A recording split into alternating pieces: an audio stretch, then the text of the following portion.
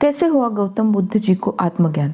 यह घटना सिद्धार्थ के बुद्धत्व को प्राप्त होने से मात्र एक दिन पहले की है। गौतम बुद्ध ने अपने आध्यात्मिक जीवन में जितने प्रयोग किए उतने आज तक किसी ने नहीं किए। ऐसा कहा जाता है कि गौतम बुद्ध को कोई ज्ञानी जो भी साधना, ज्ञान, उपवास, व्रत या जागरण आदि करने की सलाह देता, गौतम बुद्ध उसे पूरे मनोयोग से संपन्न करते और वह ज्ञानी पुरुष बुद्ध के समक्ष नतमस्तक हो लेता, क्योंकि ऐसा साधक शिष्य उसने कभी नहीं देखा था। गौतम बुद्ध उपवास का प्रयोग कर रहे थे और करते करते अन्न का एक दाना ही पूरे दिन में खाते थे। उनकी काया दयनीय अवस्था में पहुंच गई और शरीर पूरी तरह से लगभग ऊर्जा रहित हो गया था। एक शाम गया की तरफ बढ़ने के लिए वे नदी में कूद पड़े। जीर्ण शीर्ण और शक्तिहीन थे। 2-4 हाथी आगे बढ़े कि डूबने लगे। बड़ी मुश्किल से नदी में बह रहे पेड़ के एक तने को पकड़ा और उस पर सवार होते होते लगभग अवचेतन हो गए।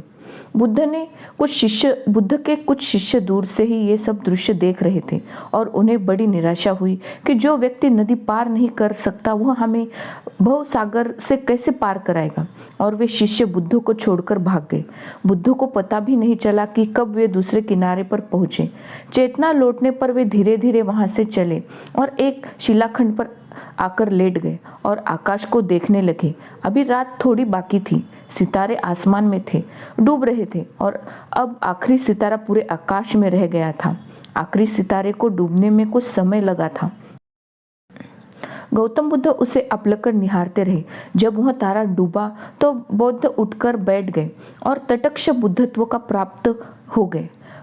पौ फटने ही एक जवान कन्या अपनी मन्नत पूरी हो जाने के कारण सुबह सुबह शिलाखंड के निकट वृक्ष पर खीर चढ़ाने आई थी।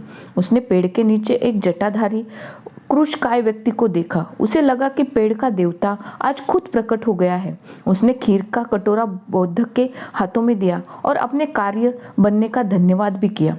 गौतम बुद्ध को बात समझते देर न लगी। उन्होंने पूछा, बालिका तुम्हारा नाम क्या है? कन्या का नाम सुजाता था। वह दलित कन्या थी।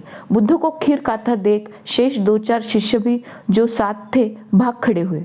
बुद्ध ने कुछ दिन उसी पेड़ के सानिध्य में व्यतीत किए और फिर बौद्ध धर्म के प्रचार में लग गए। धन्यवाद।